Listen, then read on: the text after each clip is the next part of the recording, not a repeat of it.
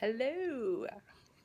Welcome to my first video. Oh, people have been telling me I should do this for years, but I don't really like to be photographed, so I think making a video would be even scarier, but you know what? Here we go. We're doing it because I want to show you everything I did in Virginia, and I realized that would be hours of photoshopping, and then I have to correct my horrible typing to show you, so this is the first time we're trying to just, show you what's going on without doing all that stuff. So anyhow, here you go. Thanks for your patience. I'm probably going to screw some things up here.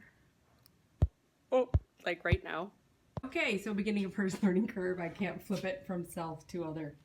So I'm going to start out with the finished works because that's easier to visualize. There's so many others that are in process. Not sure how easy those will be, but at any rate, this one was a really nice surprise.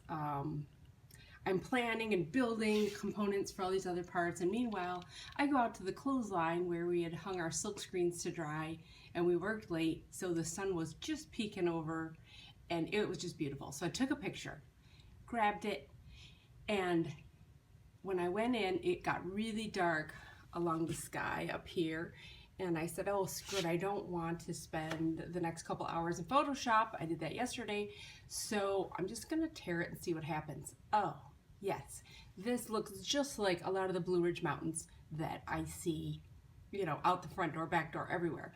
So at any rate, I built it up with encaustic layers behind with the sunset colors, and then I transferred on a image of an old etching of the North Sky, and then transferred on the photograph that I had taken and just loved it. But I like to include information in words, and so I couldn't come up with what would be perfect, and Dreama, my lovely host, who is a wannabe astronomer, helped me come up with this, which I just love it. I have loved the stars too finely to be afraid of the night, Galileo. Yes, we love that, and I did much star watching because much less light pollution out in rural Virginia. Any rate, I call one of these like my peripheral pieces. They just happened while everything else was being studied and worked on, and boom, they just show up. This guy too, or maybe I was just excited to get out the torch, but spring, a lot of ferns unfurling, and this is called the lady fern. So that's a page out of a nature guide, and this is a picture of that fern, and then a lot of these fun kind of textures. That is one of my favorite toxic processes, a shellac burn. Luckily I could go outside to do that.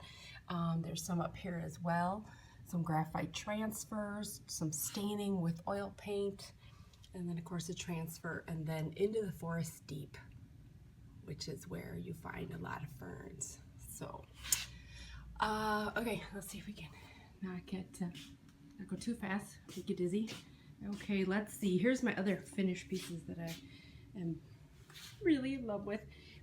So I have a boxing compulsion right now, and I don't understand it. I'm just going with it, and I'm flipping panels over and I'm putting everything in a box. And so these are kind of shadow boxes. I don't know if you can see. So that piece is floated above. Basically there's a block below, so it looks like it's just hovering, and I've left some of the strings that are now waxed because I sewed on this birch bark and some ephemera, quote unquote, some honey locust leaves and parts of a nature guide on there, and I built it into kind of a two-part piece where this has more of the information.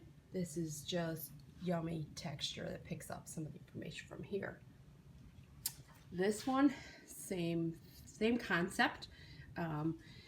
Took an old print that I made way back when, an etching, and a portion of it, worked up the moth aspect of it, added ferns because I got a fern thing and it's spring, some cheesecloth kind of draped across it, and again did the same thing, just kind of did an abstract yummy panel of texture beneath it to kind of complement it. So those are my finished pieces. Okay, these guys are close but not quite there. I don't know, I'm gonna stack these again in an encaustic panel on an acrylic background of panel, and I screened on that Celtic alphabet that I'm obsessed with. I don't know if I'm saying that. Maraid, you're going to tell me I'm saying it wrong, but at any rate, it's an ancient alphabet that's based on 12 trees that I just find fascinating, and tried to find as many of those as I could in Ireland last summer. This piece is rather fun. Again, with the boxing thing, my friend Dreama, who hosted me, is a mixed media artist as well. And when you're a mixed media artist, you got to collect stuff, okay? So yeah, we collect things because, you know, we incorporate them into what we're doing. And so she said, I really have way too much stuff. If you see anything that you're, you know, excited about, let me know. And there was this whole little set of vials. I couldn't tell what they were up on the top. And sure enough, they are old pigments.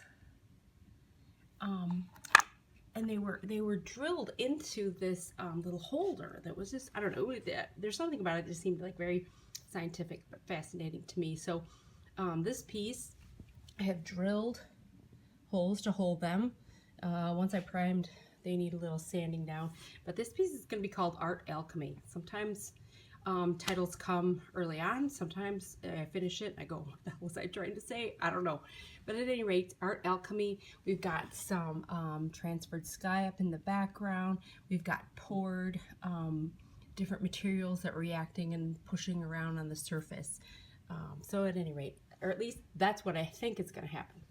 Okay, the other alternative for that, sorry if you're dizzy, was this guy, who was a really nice pour with a cross section of nautilus shell. So he could be a player on that one too. There's this guy.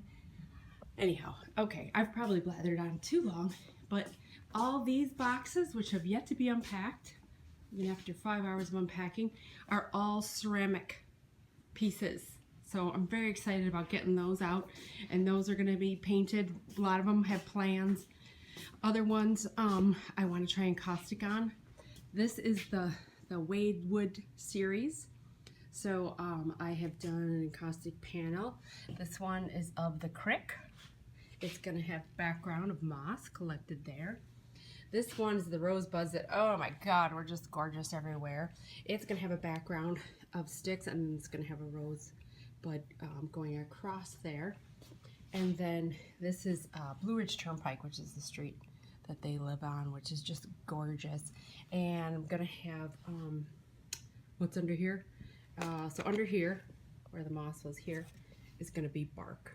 But at any rate, for each one of these, I've collected and labeled, like this is for the dogwood clay slab. This is redbud background and twigs for redbud. Drying moss. This is locust, no, not the bug, the bark for Blue Ridge Turnpike background. That's what it's supposed to be.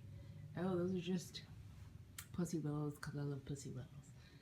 Okay, all right, I'm gonna stop here, but I've got lots to do, and I'm very excited about finishing everything that I have here. So thanks for dealing with the dizziness I'm giving you now. Okay, all right.